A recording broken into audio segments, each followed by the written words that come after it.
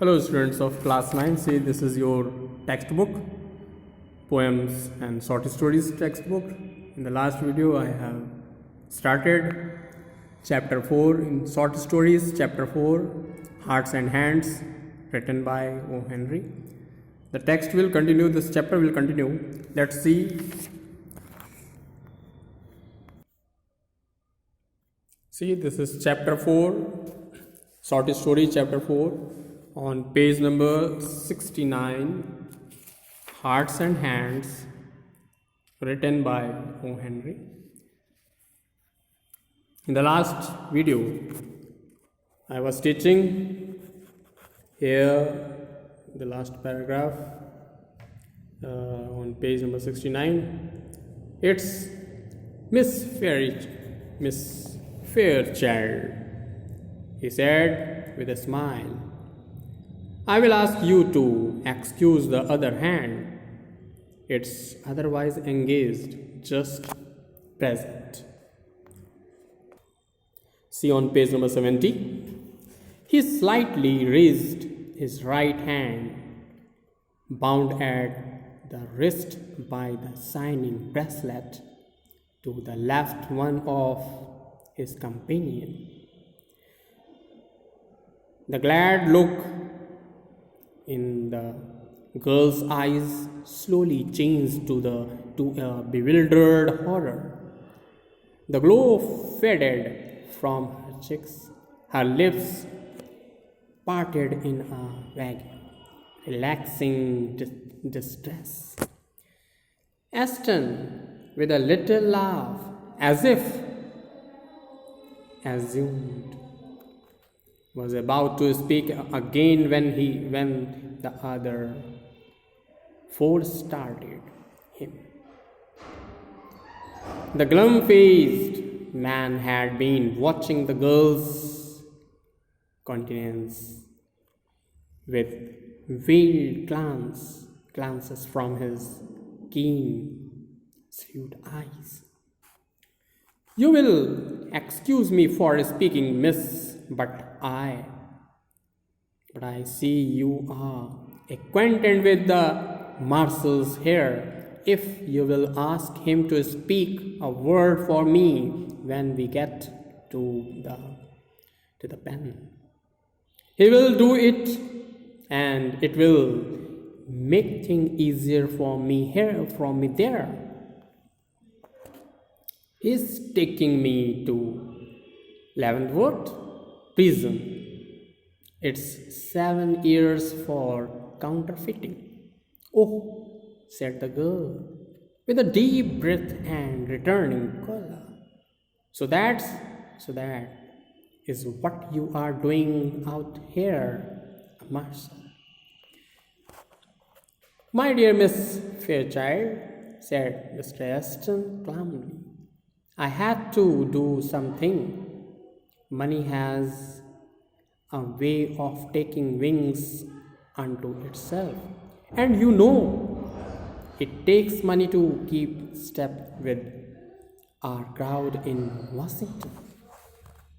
I saw this opening in the West, and marshalship isn't quite as high a position as that of ambassador, but the ambassador, said the girl warmly, doesn't call any more. He needn't ever have done so. You ought to know that. And so on, and so now you are one of these dashing Western heroes, and you ride and shoot and go into all kinds of dangers. That's different from the Washington life. You have been missed from the whole ground. Now, what the girl said. The girl's eyes, fascinated, went back, winding a little too, to rest upon the glittering handcuffs.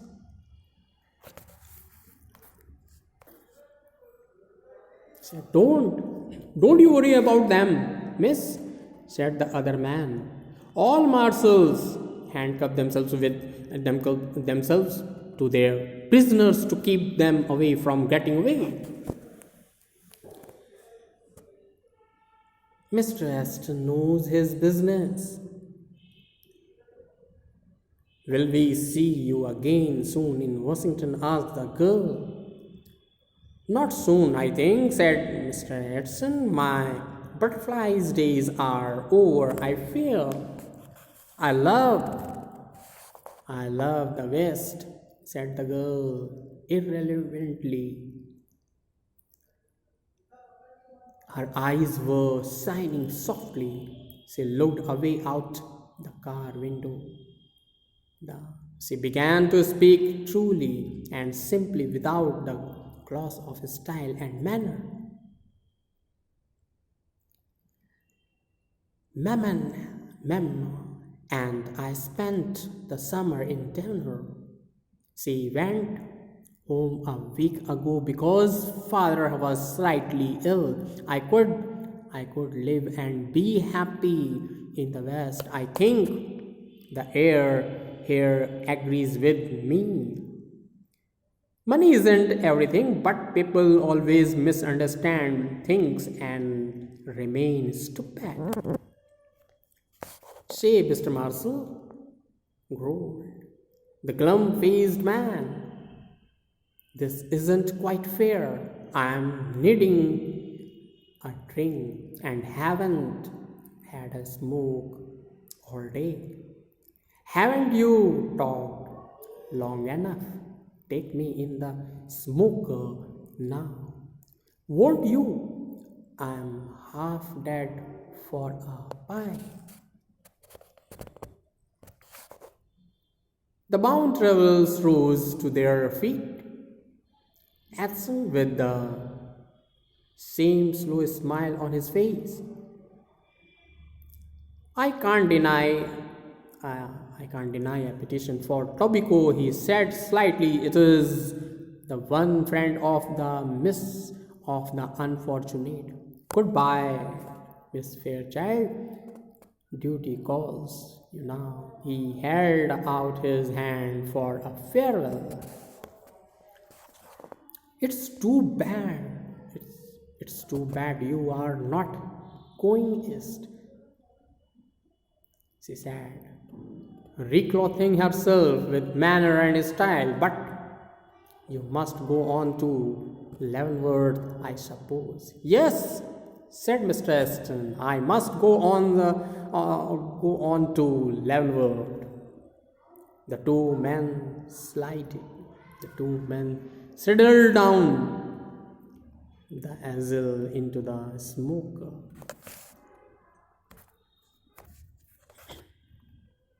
The two passengers in a seat nearby had heard most of the conversation. Said one of them, "That's Marshall's a good sort of chap. Good sort of chap. Some of these Western fellows are all right. Pretty young to hold an office like that, isn't it? Isn't it?" he asked the other. "Young," exclaimed the first speaker. "Why, oh, didn't you catch on? Say, did you ever know an officer to handcuff a prisoner to his right hand?"